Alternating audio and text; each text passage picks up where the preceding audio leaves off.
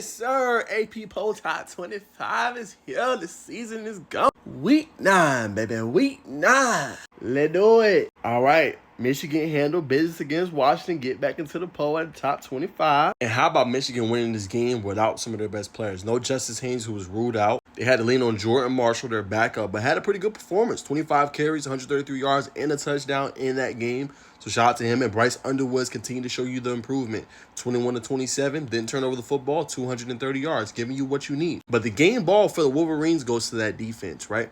Defense balled out in that game, played really well. Only 40 yards rushing in that game for Washington and about 240 yards through the air. Did a great job and held them boys to just 7 points.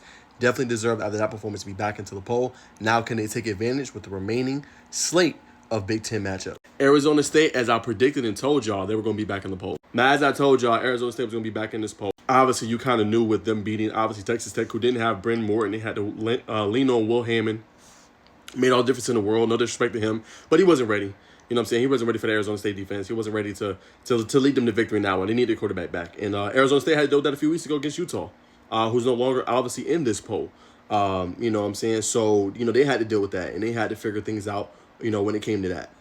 But credit to Sam Leavitt, obviously, for Arizona State and his performance, 19 yards passing and a touchdown. He played great. Shout out to Jordan Tyson, 10 catches, 105 yards and a touchdown. He also played really well, man. And you handled business. If you're Arizona State, you stayed in track. Remember, they're 3-1, I believe, in conference play. So everything is out in front of them to continue to compete, obviously, in the Big 12. Now, Illinois, obviously a team that with Luke Altmaier always have a chance. Now, they're coming off, obviously, a bye week. They won't have too many more chances, y'all, to be humbly honest, to really help their resume.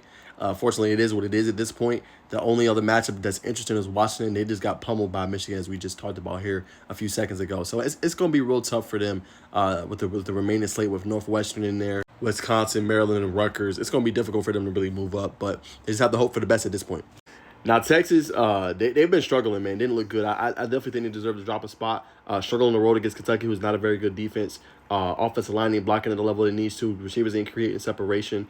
Definitely very tough for them where they at currently as it constructed is. Right now, they got to figure some things out. Man. Offense is struggle all year long. Defense, you got an SEC championship caliber defense. You have I would say, a national championship type of a defense, but on the field too much. They got to figure something out offensively, man. But 22 is a pretty good spot for them. Now, Cincinnati in the Big 12, man, this is a team a lot of people are sleeping on. Brendan Sorsby had a really good game, this past week. Everything's out in front of them as well, man. They have a chance to potentially play for a Big 12 championship. Everything's out in front of them. Some big-time matchups coming up. They're in the driver's seat as well, and I really like their quarterback, man. So the Bearcats going to be a team to watch. They did lose to Nebraska, which hurt them a little bit. But, again, that's not a matchup inside the Big 12. They are a Big 10 team. LSU, man, luckily to be even a top 20 team.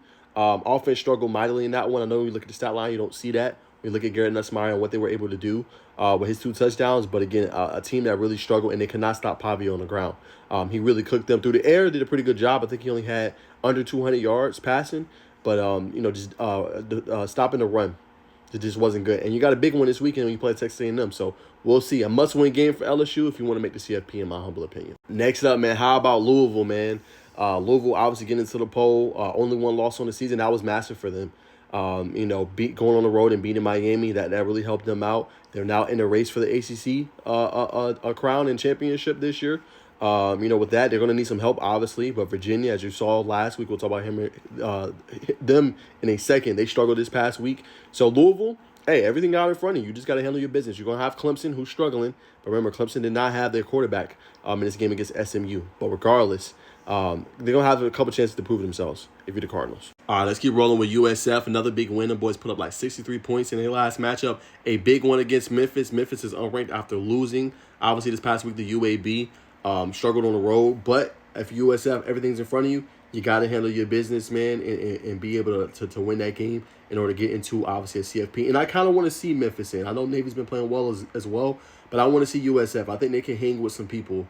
And there was one of the teams that upset Florida, obviously, before they fired their head coach. Tennessee, man, tough loss to Bama. On the road, just you can't have that pick six towards the end of the half. You can't telegraph your throws either. So just a tough game, but a game that can help them in the long run. Everyone's going to write Tennessee off now because they lost to Alabama, but they have 2 losses. The 2 losses is to Georgia and Alabama. They're ranked number 4 and number 5 in the country. You know what I'm saying? So if you Tennessee, everything's out in front of you. You got a big game this week. Just handle your business, man. Just got to take care of the ball. The only thing that worries me with Tennessee, they can't stop nobody.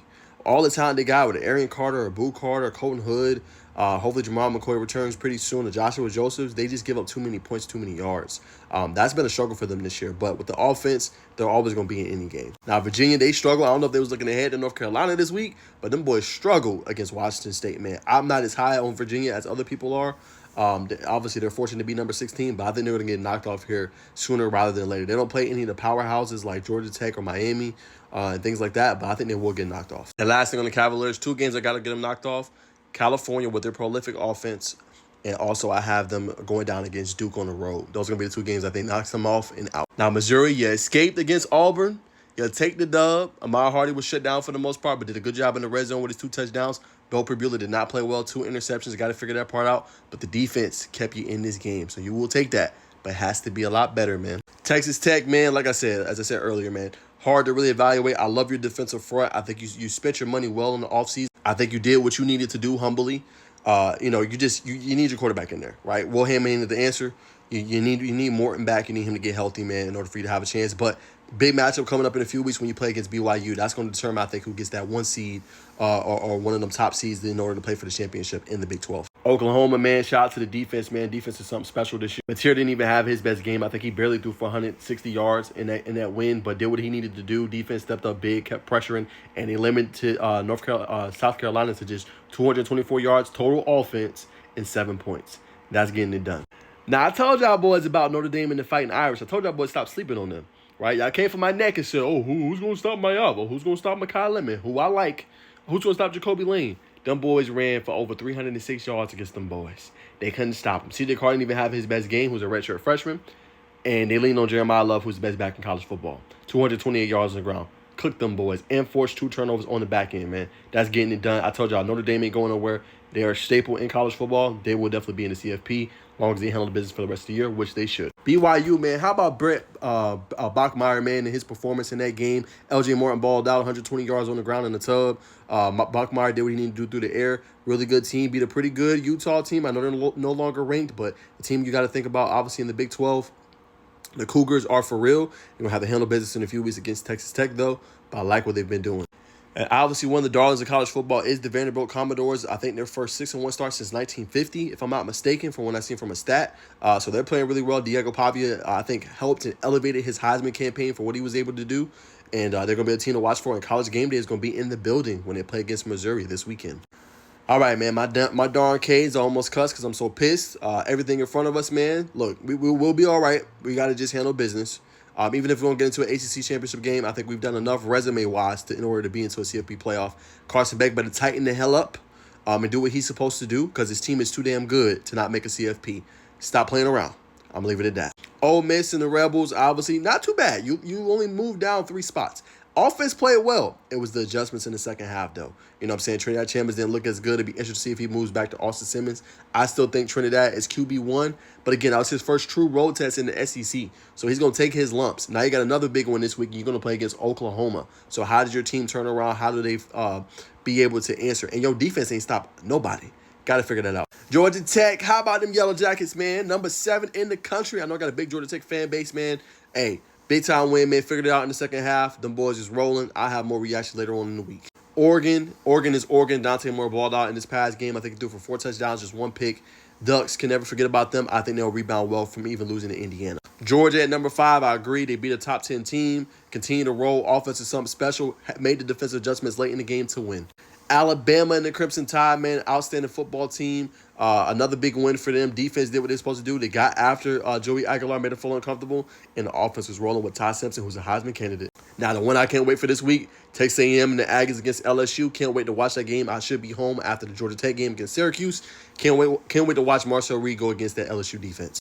Indiana, number 2 in the country. I think that's the first time in a long time they've been ranked that high, obviously, in the Big Ten. Give it to me, y'all, man. Ohio State, Indiana, Big Ten championship. I would love to see it. Because you look at Ohio State and they dominated Wisconsin this weekend. Jeremiah Smith went off 34-0. Julian Sand looks like a prime quarterback. Those two playing each other in the championship game atmosphere, sign me the hell up. I want to see it. Big brother and formerly little brother, who I think Indiana is the real deal and not little brother no more, will shock some people. But comment down below your thoughts on the new AP poll.